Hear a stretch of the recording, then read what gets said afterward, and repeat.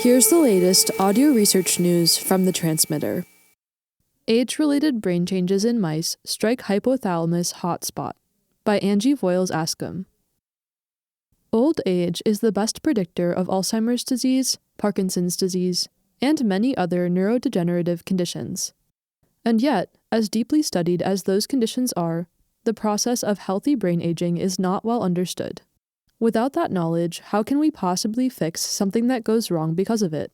Asks Courtney Glavis-Bloom, senior staff scientist at the Salk Institute for Biological Sciences. We don't have the basics. It's like running before we walk. That said, mounting evidence suggests that aging takes a particular toll on non-neuronal and white matter cells in mice. For example, white matter cells display more differentially expressed genes in aged mice than in younger ones, according to a 2023 single-cell analysis of the frontal cortex and striatum. And glia present in white matter show accelerated aging when compared with cells in the cortex across 15 different brain regions, another 2023 mouse study revealed. Different brain regions show totally different trajectories regarding aging, says Andreas Keller, head of the Department of Clinical Bioinformatics at the Helmholtz Institute for Pharmaceutical Research Saarland, who worked on the latter study.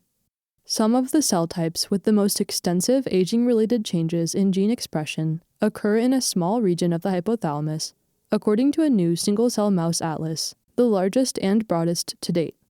Rare neuronal and non-neuronal cell populations within this hotspot are particularly vulnerable to the aging process, says Hongqi Zheng, Executive Vice President and Director of the Allen Institute for Brain Science, who led the work. This demonstrates the power of using the cell-type-specific approach that will identify highly susceptible, rare populations of interest in the brain, she says.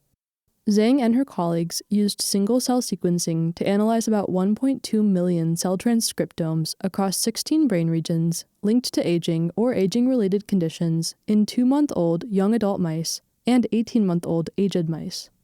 Compared with young mice, the older mice showed a decrease in the expression of genes related to neuronal function and structure, including those linked to axon projection and cell migration, across neurons, astrocytes, and oligodendrocytes.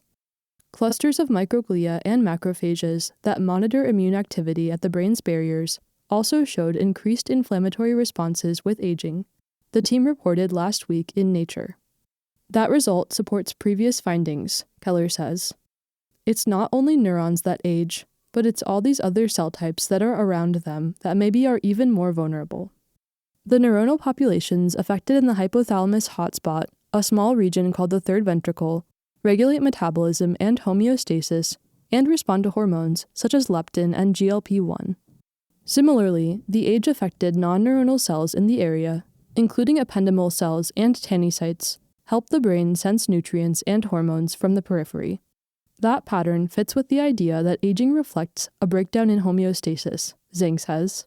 We think that it's a combination of deterioration of neuronal function, especially hormone regulation, and the increased immune response and inflammatory response that's happening in the aging brain. Aging is known to alter energy homeostasis in the periphery, but the new work puts that part of the hypothalamus as a focal point that seems to change quite dramatically with age, says Ashley Webb, associate professor at the Buck Institute for Research on Aging, who was not involved in the study. The third ventricle, she adds, might be an area where we need to focus and better understand mechanistically.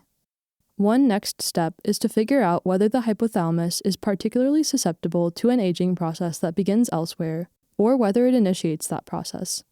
It is possible, for example, that the changes are not necessarily signs of deterioration, Webb says.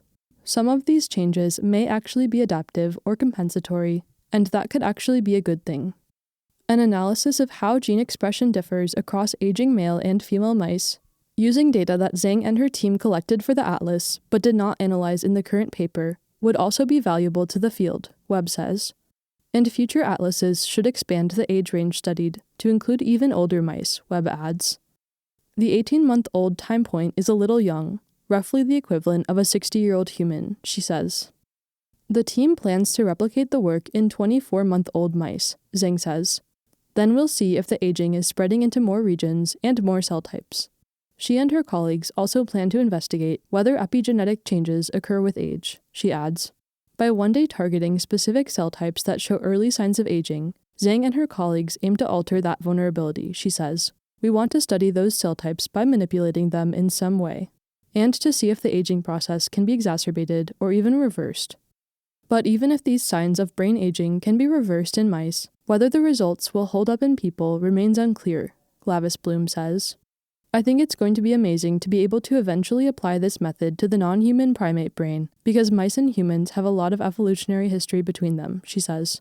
What we find out about the brain in non-human primates is going to be much more predictive of what we should be modifying.